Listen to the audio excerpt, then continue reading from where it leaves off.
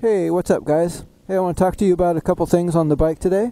I want to talk to you about an upgrade that you can make on your forks, something that you can do by yourself, something for not a lot of money, and it's going to make a huge improvement.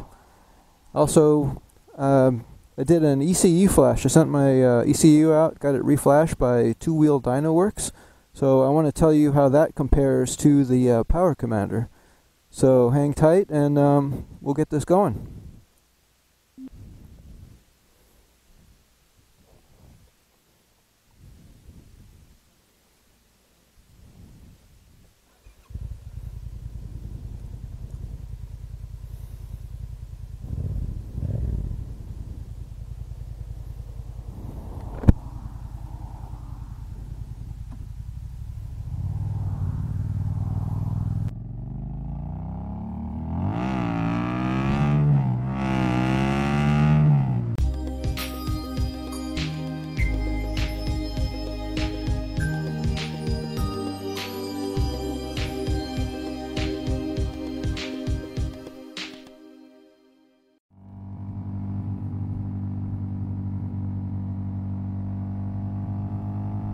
So like I said, this is going to be a dual topic vlog.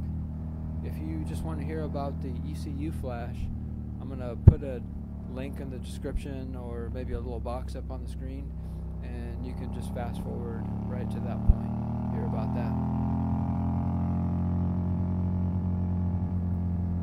So let's start talking about the forks now. So a common complaint about the FZ-07 is the forks are a bit soft.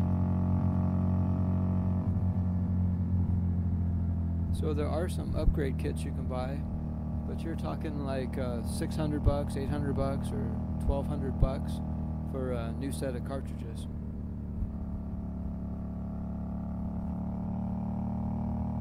I've made some changes to my forks. I'm into it for about $130, and I'll tell you what, these things are so much nicer. They really inspire confidence in a turn. I really feel like the front end is planted now. So the first change I made was to change out the fork oil. The stock oil that comes in it is 10 weight. I've changed it out to 15 weight. The lower portion of the fork is filled with oil. Now you have basically a piston that's submerged in this oil, and the piston trying to push and pull its way through the oil is what gives you the dampening effect. By changing out the oil from a 10 weight to a thicker 15 weight, you've made it harder for the piston to push its way through the oil, and you've increased your dampening effect, probably 25 to 40% maybe.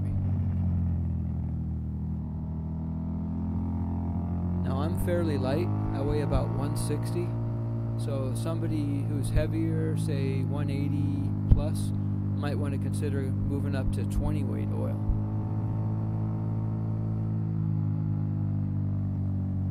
The upper portion of the fork, you have airspace up there. Now when the fork compresses, you're compressing that airspace.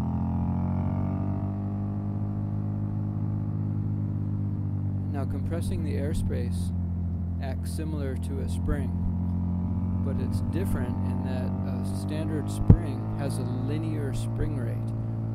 So let's say it's 80 pounds per inch, so it takes 80 pounds to compress it 1 inch, takes 160 pounds to compress it 2 inches, 240 pounds to compress it 3 inches, and so on. When you compress an airspace or compress a gas, it gets exponentially more difficult to compress.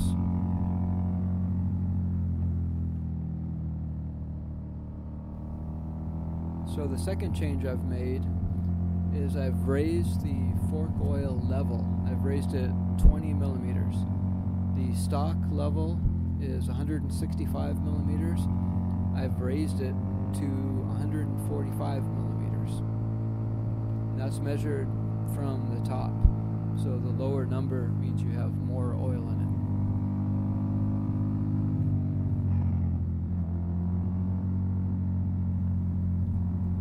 So by raising the oil level, I've reduced the amount of air to compress at the top of the fork. What that does basically is increase the upper end of the spring rate, and it also significantly increases the rebound rate.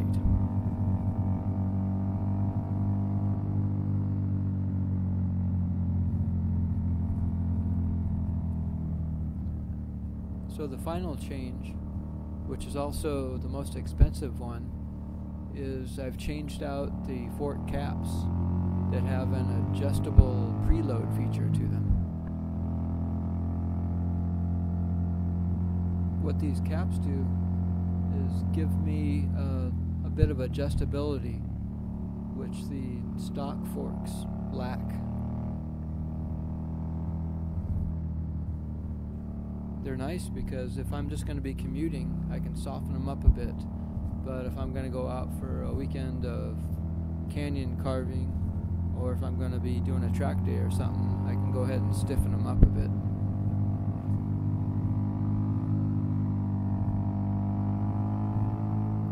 They cost $100, but they're really nice. They're billet aluminum, they're anodized, and you can get them anodized in several different colors, the color of your choice. I had them done, I have the main section is black, and then the adjusters I have in gold.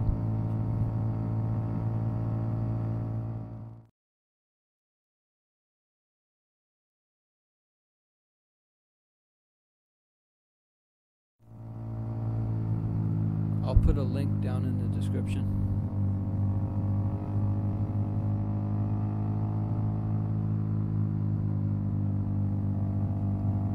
So just a quick recap now. I've changed the 10 weight fork oil out for 15 weight. I'm gonna need 1 liter of 15 weight fork oil. That cost about $10.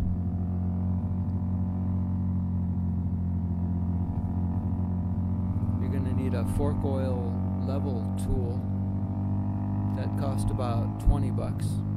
I'll put a link down in the description for that. And you'll need a fork cap, an adjustable preload fork cap, and that costs you $100. And again, I'll put all the links down in the description.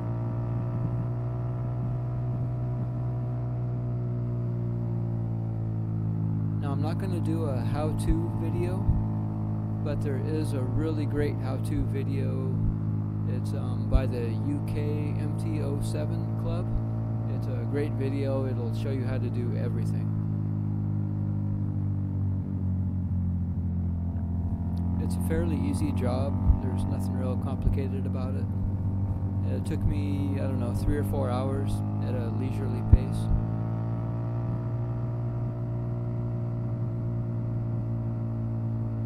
And the results are just amazing. It's like riding a new bike. I can't believe how much different it feels.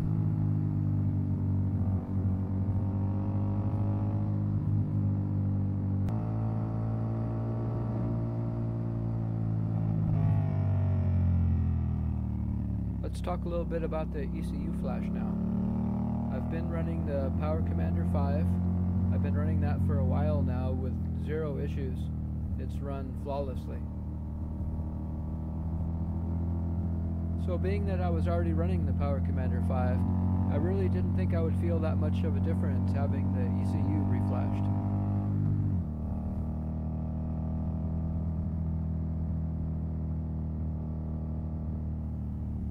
But let me tell you, to my surprise, there's a very noticeable difference. Not only in the on and off throttle, how smooth it is, but the mid-range. It really did pick up the mid-range. The engine braking, I feel, was a bit excessive, and they've really toned that down. As far as power goes, it's really picked up in the mid-range, noticeably, and it seems to carry a little bit higher also. Even the sound of the bike has actually changed a bit. The exhaust note is a bit more crisp.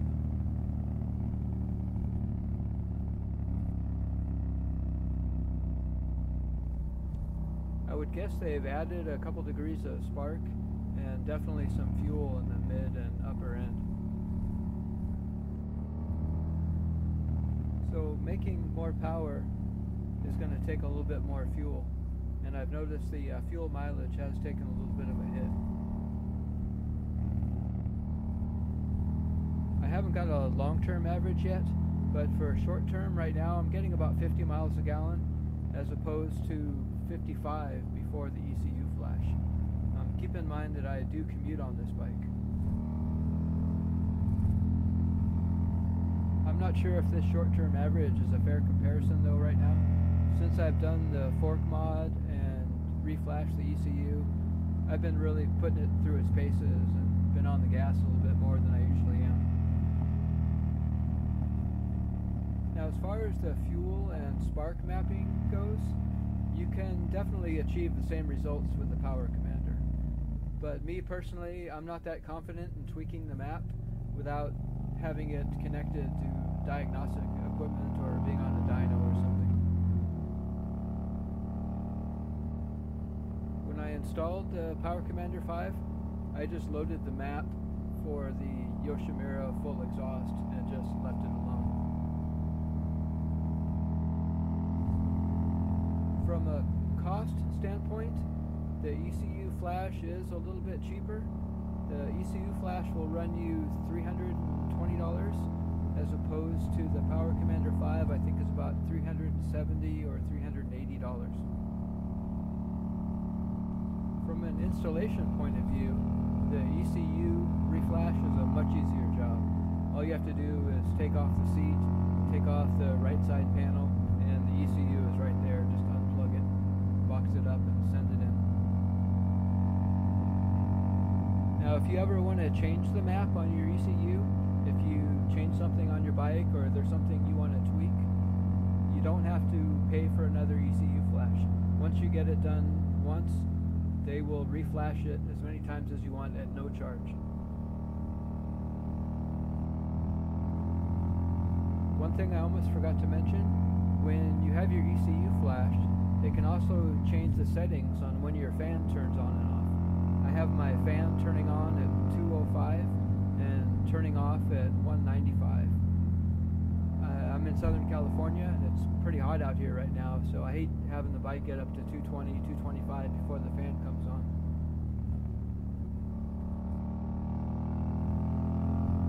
Okay guys, I'm going to go ahead and end this vlog now. I hope you guys were able to get something out of it. If you have any questions or comments, please leave them below.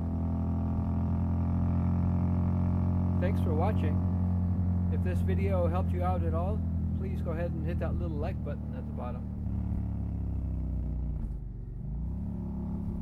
So to quote some of my favorite vloggers, have a real good day, be good humans, watch your six, and please ride safe.